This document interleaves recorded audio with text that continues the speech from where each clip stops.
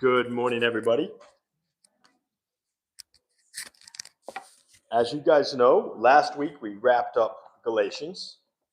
And so, in a completely, we're going to jump right into Ephesians for a number of reasons. One, because it's next, and I really like it. And also, my wife really likes it. And so, it's a win across the board. But I wanted to kind of mirror what we did in Galatians with the book of Ephesians and just go through it kind of chapter, thought by thought, and preach through. And you'll get a chance, hopefully, to see all of us preach at it from different angles as we go through the book. And this week is really just to set the stage for Ephesians. So the first chapter opens with basically like the first 15, 14 verses is kind of one complete thing that you need to all take together. And I couldn't find a way to give a good context of Ephesians and get through that half of a chapter in one sermon without it stretching in like an hour and a half. So we're going to break that into two sermons, and today we're going to focus on the context. We're not actually going to get into the letter to the Ephesians very much at all. I asked him to stay there just for a second, but I only need him for 1 second. So the main thing with Ephesians that I want to get through today is who was it written to, who was it written by, when was it written, and why was it written? And that will be the foundation for the rest of the sermons through this series. We need to understand why this epistle existed and what it meant to the people who were reading it at the time they got it. And to help me with that, I have a small picture that we're going to throw up on the slide. I have to apologize to the people that are watching online because there's no way you're going to be able to see this. But if it makes you feel better, also the people in the crowd won't be able to see it well. So, largely, what I want to focus on this is mostly just the top bar, and that's all I need from you, Wesley, so you can go sit with your family. Yes, Wesley. What is wrong with you? You had one. Oh my goodness, Wesley. Oh, Wesley, what have you done? This was going so well. All right. So what I wanted to focus on today is basically this piece through here. So why this is written, what's going on, and then this break right here. Because this is a little bit different for Paul, the way this epistle is written compared to some of the other ones. So if we look at the slide here, what we have going on is like kind of a visual outline of the entire book. And I can share this with anybody that wants it afterwards. It's from the Bible Project. It's a really cool deal, and a lot of their stuff is free. But it starts with the idea that this is coming out of Acts chapter 19 to people in the city of Ephesus. So what that means is this book was written shortly after Paul's third missionary journey. He spent something like 3 years in the city of Ephesus, starting churches there. And it was a very difficult time for him. It was a fruitful journey. Lots of churches were started. Best as we can tell, he started churches that also started churches.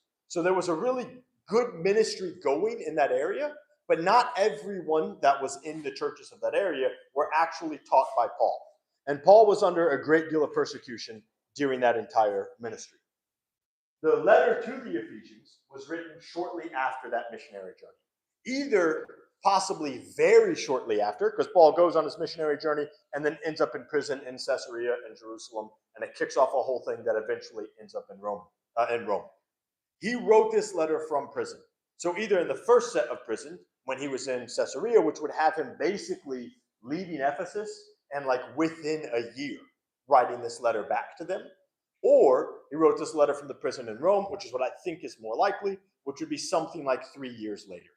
But it's very close. The timeline is relatively lined up. I think the 3 years later makes a little more sense because I think this letter was written to a group of believers that had founded from something he started. So most of the people he's writing to don't actually know him and weren't actually taught the gospel from him. A ministry flourished, but it flourished with very shallow roots, so to speak.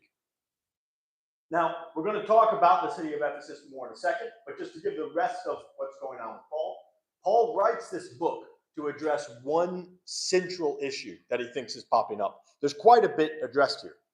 But the main one is the idea of unity as a believer.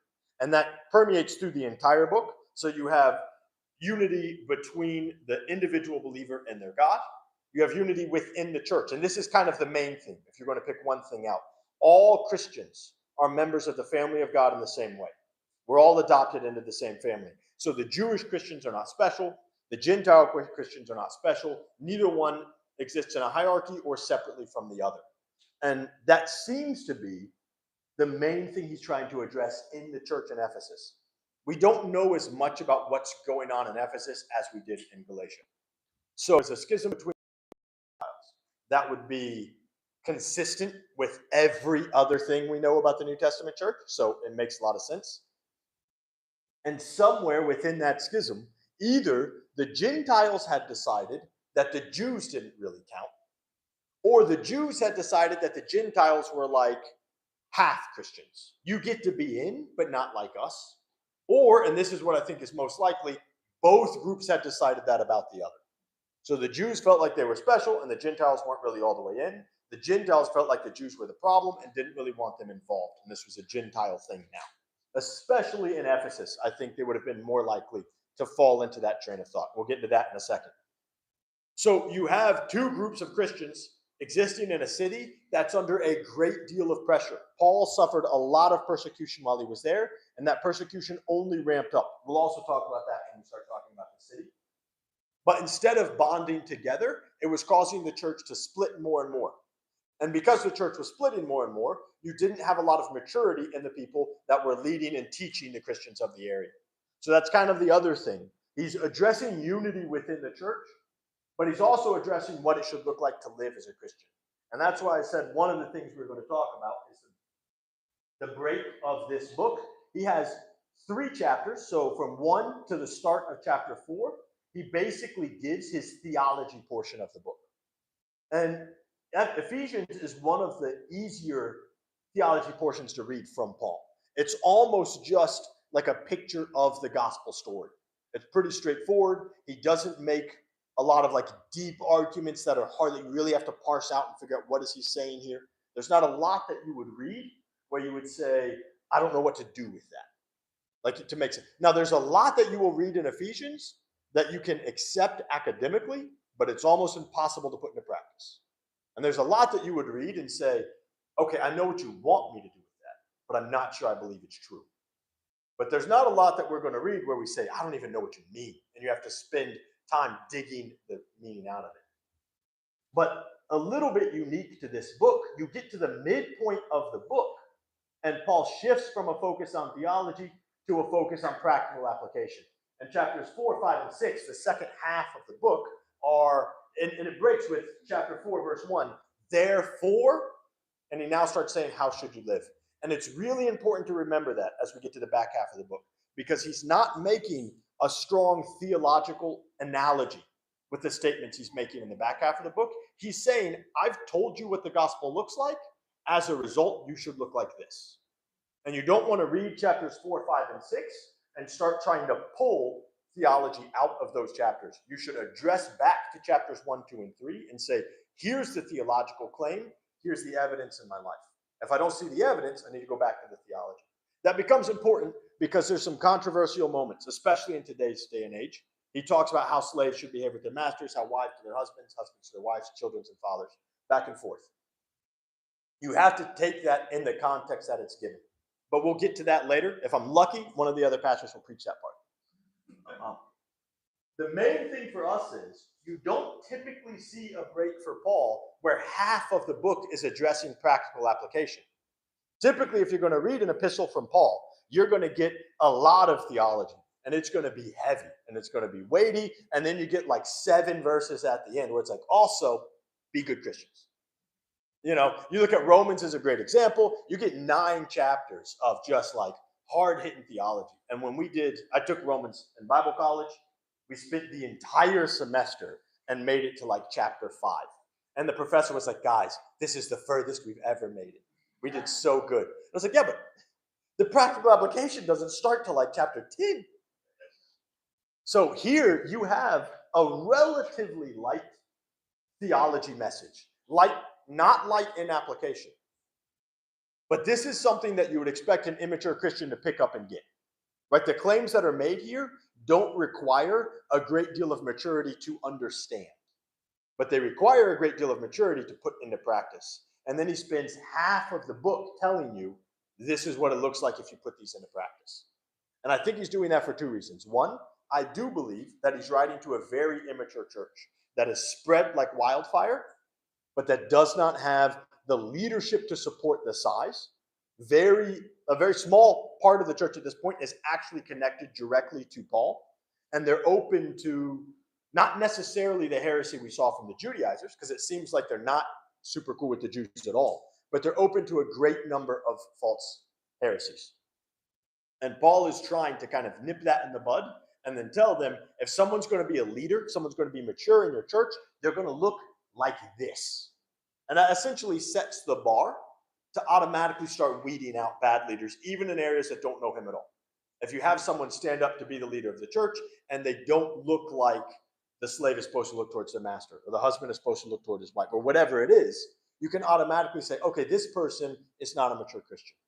And so he's almost giving them a guidebook, some guardrails to say, here's the theology. You guys need to dig into this and understand it. If you understand it, it will look like this. And then they can easily pull from that and say, if a person doesn't look like this, we need to get back into the base theology. They don't get to run a church. So I think that's part of what's going on. Now, we've talked a little bit about the timeline. The timeline is important here. So Paul is called as the apostle to the Gentiles. We're talking 10, 20 years. So when we get towards like the ministry starting with Ephesus, we're looking at something like 20 years from the death of Christ. Paul's ministry is up and running. He's well established. The Gentile church is up and running and well established. We don't have the same amount of controversy we had in Galatians, where are the Gentiles allowed to be in this? How does it work? It's certainly not the controversy we see with Peter going back to the church and saying, guys, it turns out God's saving everybody. I didn't like it either, but it is what it is. They're coming in. The church has moved on. We're 2 decades later. Paul goes to Ephesus, has an incredibly fruitful ministry, but that faces a lot of persecution. That's somewhere around AD 53. So this is beginning like right at 2 decades from the death of Christ. That stretches through for about 3 years. That gets us to AD 56, and that's the majority of Paul's third missionary journey. He has like another year or so on the road. And Paul travels back to Jerusalem. That's the end of that last missionary journey. That's also possibly prison in another place, and then eventually execution. So from AD 57 to AD 62, 63, you got like basically 5 years that Paul is never free again and eventually dies. Or, I mean, he spent some time like with influence on a boat and stuff, but he's never actually free. During this time frame, AD 57, we're 1 year out from this, about 22, 23 years out from the death of Christ. That would be the first moment that Paul maybe writes this letter. I think the more likely moment is about 3 years after that, when Paul has made it to Rome. He spends at least 2 years in Rome under house arrest. A lot of the epistles are penned then. Paul writes quite a bit then. I think this one was written then, and I think it's written back to his last ministry. And so he, at that point in his ministry, is trying to kind of tie up loose ends, if I'm correct, and this is happening at the end. I think at that point he realizes he's never going to visit them again. He probably realizes he's going to die in Rome, or at least that's very likely. And now he's trying to kind of tie up loose ends and give them a framework to work from. That gives us a little bit of the time frame and a little bit of what Paul was thinking. But what's just as important, or maybe more important, is the theme of the book and the context from the Ephesians point of view. We're going to talk about the context from the Ephesians point of view for a second. Then we're going to jump into the theme, and we'll actually be done. So from the Ephesians point of view, Ephesus was one of the more important cities in the world. It was the 4th largest city in the Roman Empire. There was something like 500,000 people that lived in or around Ephesus. So like the greater Atlanta metropolitan area, the greater Ephesus metropolitan area would have been something like 500,000 people. It doesn't sound like a lot to us, but in that day and age, that is a massive city. And it's one of the most influential cities in Rome, 4th largest, but there were other things that made it influential. When it comes to trade and finance, it punched above its weight. As heavy as it was arguably the second most important city when it came to the movement of money specifically. One of the 7 wonders of the world is the temple to Artemis. It's the largest construct that had ever been built entirely from marble at its time, and it was dedicated to the god of the Ephesians. That temple existed in Ephesus, and it was a huge part of the wealth of the city. Every year, they did a giant procession to Artemis, and every year, thousands and thousands of pilgrims would flock into the city to celebrate at this temple. A huge part of the city's economy was simply preparing for that festival and then selling things to the pilgrims that flocked in. Pilgrims flocked in around the year, but then there's like one huge festival that would also happen where the size of the city would be significantly bigger. It's a crazy thing. Next to that, the temple acted as a financial institution. And so essentially, it kind of functioned as a bank. And there were other temples to Artemis around the world. It's one of the reasons Ephesus punched above its weight in finance. So they had this temple that was the linchpin of their city. It's one of the 7 wonders of the world. It draws in a significant part of their economy every year. It allows them to flourish as a city in almost any environment. Because if things are bad, people will flock to the temple. If things are good, people will give their excess to the temple. Like, it's kind of like one of those things that no matter what's happening, this thing ticks up. And because of the weight and power of the temple and the spread of the temple influence, they were able to act as a financial institution, which made Ephesus a financial hub for the world. They also had a harbor, so it was very easy to travel. So things were kind of ideal in this city when it comes to their standing in the world and their finances. The temple to Artemis was destroyed a couple of times. It was rebuilt. And even calling it the temple to Artemis isn't 100% accurate. It was the temple to Artemis, the Greek god. Artemis was like the Greek flavor of that god. So they were different than anywhere else. And when the Romans came in, they said, oh, this is Diana. Cool. You guys call her whatever you want. We're calling her Diana. And everyone was like, fine with us. And so it's a temple to Diana and a temple to Artemis. But most importantly to the Ephesians, it's a temple to the god that is wholly theirs. No one else gets, and they were very jealous about that. Other temples to Artemis were fine, but they couldn't be the Ephesian Artemis. You don't get to worship her. It was weirdly exclusive for something that depended on mass tourism coming in. But they were very proud. Now, an interesting thing about Artemis. Artemis, the Greek god, was the huntress, the young maiden that never married and never participated in the act of marriage and lived in the wild with the animals as a huntress. Kind of symbolized discipline and freedom, like the mix between that, but also like the beauty and natural wonder of the wild with the ferocity and brutalness of the wild. It's very different than when you get into the Greek cities and they're worshiping. They talk about, like, Paul preaching on the temple of at the seat of Mars and things like this, talking about the different Greek gods. You tend to run into a lot of more hedonistic type ideas. These crazy parties, these priests that were floozies, to say the least. It was kind of like religions of excess. This was not that. The temple, the priests and priestesses of Artemis had to ensure in ways that usually involved significant self-sacrifice that they would never participate in the act of marriage. And that was part of being a martyr. So all of the male priests were eunuchs, typically by their own hand. The female priests had to remain, and it wasn't excess. It wasn't like a party thing. She was also a brutally harsh goddess. So they understood her to be this wonderful god that brought all the wealth to the city. But if you were out, you were out. And there's stories about like her loyal followers that loved her because Artemis and Aphrodite, the god that's like her opposite, had a feud all the time. And there's a story of a young maiden that served Artemis and loved Artemis and was like her great follower. And she gets tricked and seduced by Aphrodite to like betray her vows, largely against her will. She's dealing with a god, a deity at this point, according to the myths. And so she really has very little say in any of this. And Artemis finds out about it and sends the beasts of the wild to tear her into pieces, which seems harsh to me. But that's the kind of God that they were serving. Now, why do I go into all of this? That is the focal point of the city of Ephesus. You cannot understand Ephesus without understanding the temple to Artemis. The economy does not work without that temple. The financial power that it carries is carried through that temple. So not just the local economy, but they're standing on the global scale. is because of that temple. Their claim to fame, the thing Ephesus is known for, as big as it is and as powerful as it is that temple. When the Romans show up, they don't touch it. They just say, you guys do what you're doing. We're calling her Diana. The Greeks show up and say, it's fine. It's your thing. We're calling her Artemis. The Ephesians would not break on this point. And they were very proud and somewhat exclusive about it. Now, Paul shows up and starts a church. And people flock to him. He's giving them the gospel. We'll see this in the first 3 chapters. It's a very straightforward picture. And it's a very different message than what they hear from Artemis. Right? This is not the God that will sacrifice you because she's upset. This is the God that sacrificed himself because he loves you.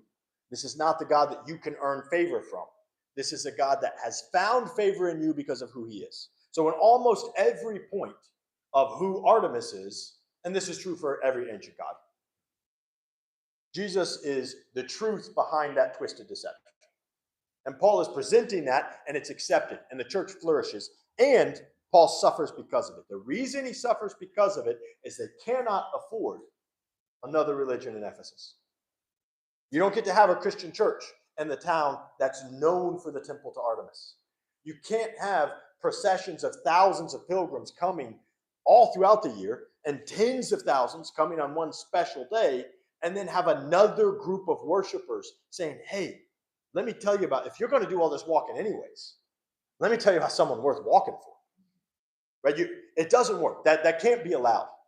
And so all of the middle class people, the merchants, the guys that make and sell stuff, what are they making and selling? They're making and selling little statues to Artemis. They're making and selling things you can give back to the temple. They're making and selling things that keep this economy moving, but the economy is focused on that temple.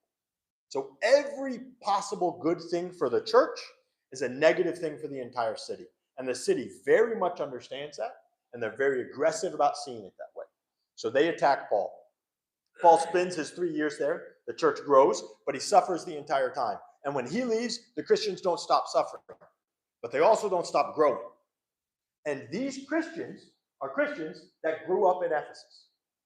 So their understanding of who God is a God that is wild and beautiful and brutal and doesn't care about you at all.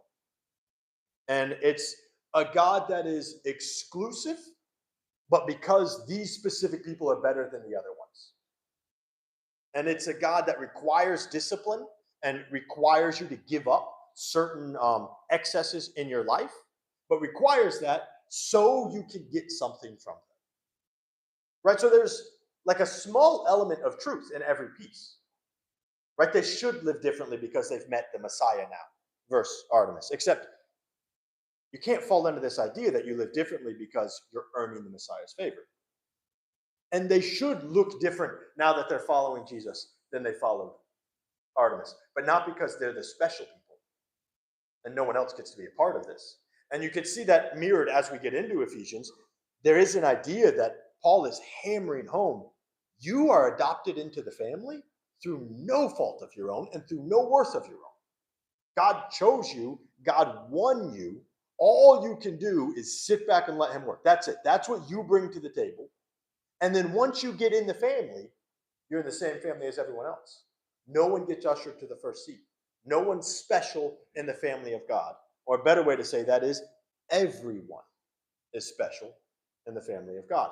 That's a huge point that Paul is making. And one of the reasons he's making that point is maybe more than anywhere else in the ancient world, the Ephesians would have been, we are the church at Ephesus. You're not allowed to have the Messiah that we have, because that's the religion that they're used to. Paul is also well aware that these are young Christians, these are immature Christians. Their heart's in the right place. And how do you know that? Because they're suffering a lot of persecution. And you don't go to church multiple days a week and sit with a community of believers when you're getting beat for doing that just for fun.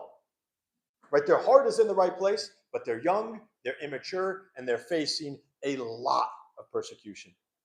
And that's where you start running into real danger with the idea of a prosperity gospel. Hey, your Messiah didn't want you to do this. Artemis never did this to you.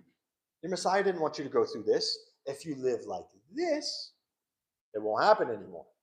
And the idea in the ancient Near East, this seems bizarre. to us because we grew up in a very Christian society.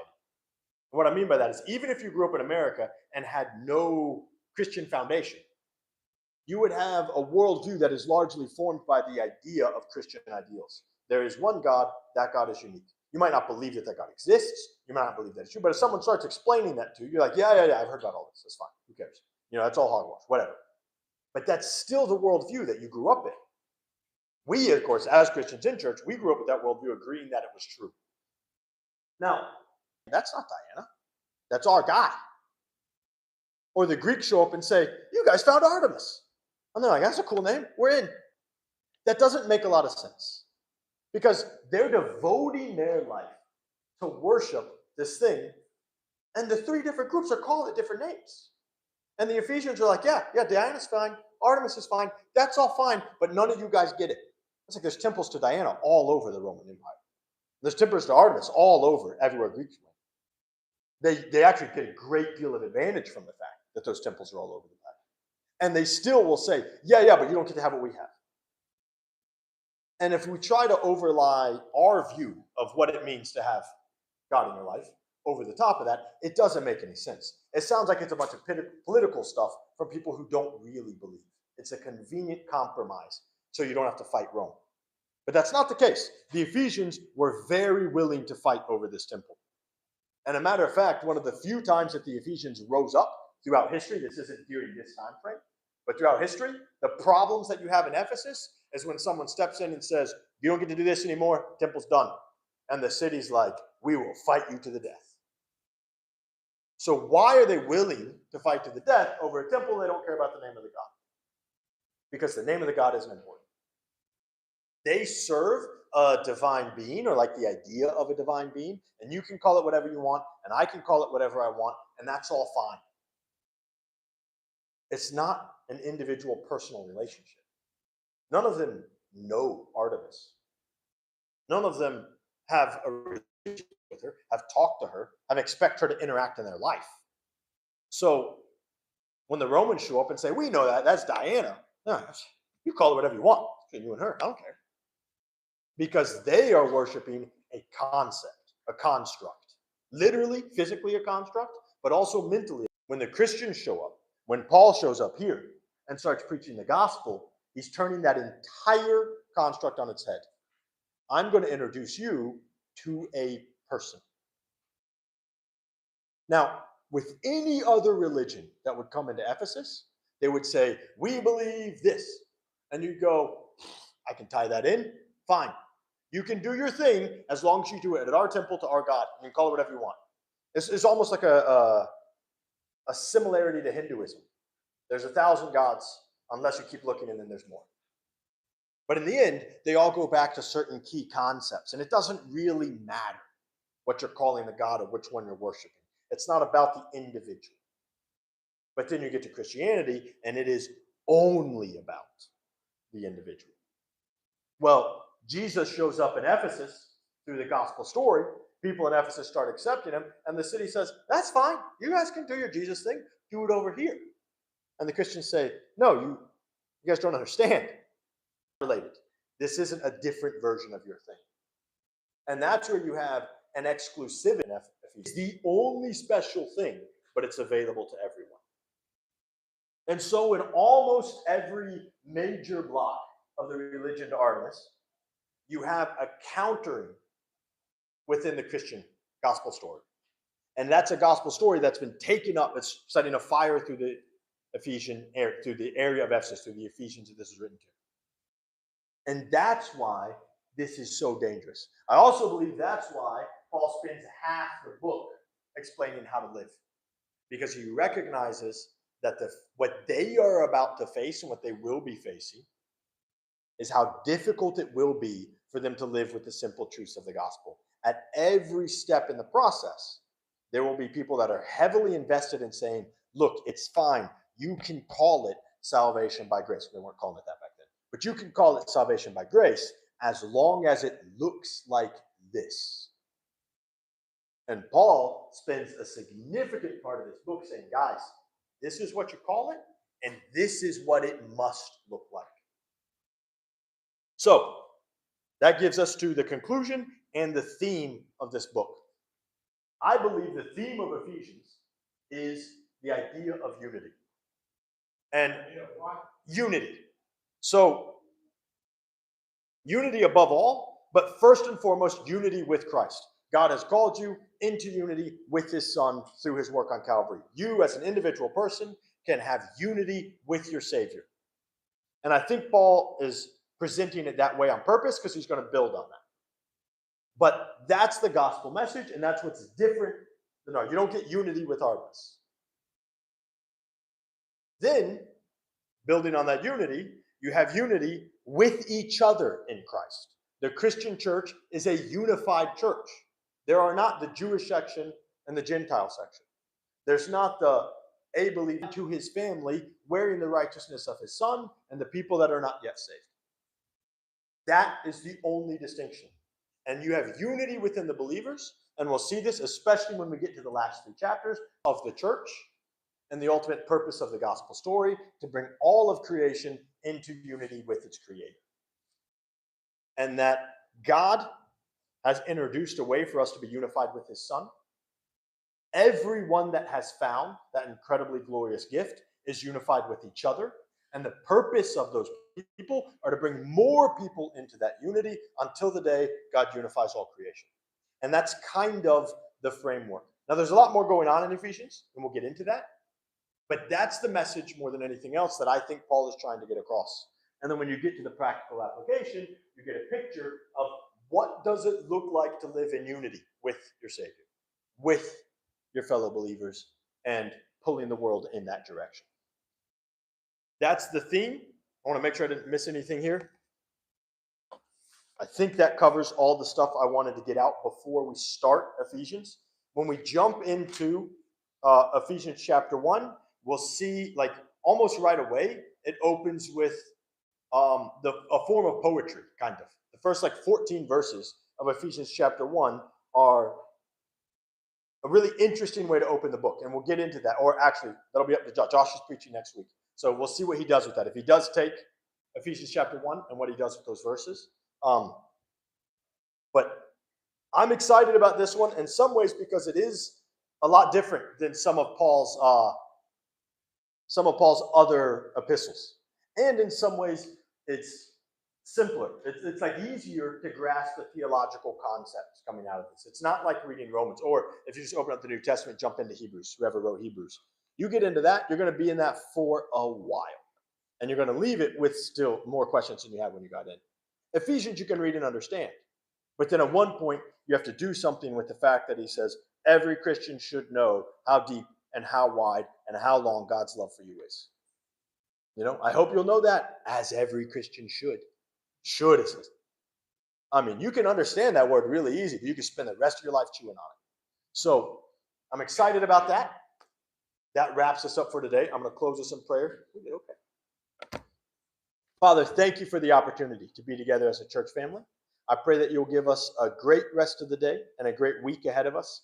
I pray that you'll keep your hand on every family in this room and bless us. And I pray for, as we get close to the school starting and then starting up later this week, that you'll help things to fall smoothly into place for the first time this summer, and that you'll help the ministry of the school to be profoundly impactful on the kids that you bring us, and that you work in their lives, and that this property can still, every day that these kids are in it, can see people coming to know you, and the history of the ministry that's happened here will carry forward.